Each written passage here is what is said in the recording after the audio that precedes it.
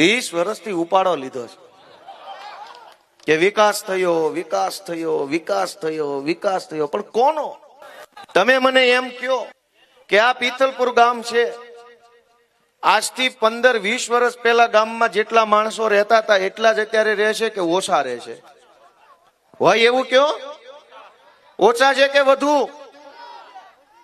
30 વર્ષથી વિકાસ વિકાસ વિકાસ કરે છે, પણ ગુજરાતના બધા ગામડામાં માણસો તો ઘટતું જાય છે. બાપ દાદાના ગામ મૂકીને બીજા ગામમાં, બીજા જિલ્લામાં, બીજા શહેરોમાં ભાગીને વયું જવું પડે, ઈ કેવો વિકાસ? અમારા બાપ દાદાના ગામમાં અમે રહી ન શકીએ, કોકે રાજકોટ જવું પડે, કોકે સુરત જવું પડે, કોકે ભાવનગર વયું જવું પડે, ઈ વિકાસ કેવો? નેતા તો એકેય ન ભાગવું પડ્યું, માણસ શું કામ ભાગ્યું?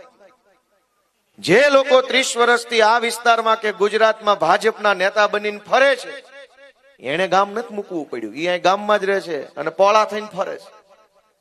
પણ સામાન્ય માણસે પોતાના બાપ દાદાનું ગામ મૂકવું પડ્યું, હે મોટા ફળિયા વાળા ખોવડા મૂકી દેવા પડ્યા, અને કઈ બીજા જિલ્લામાં, બીજા વિસ્તારોની ખોલીઓમાં રહેવા મજબૂર બન્યા છે આપણે બધાય.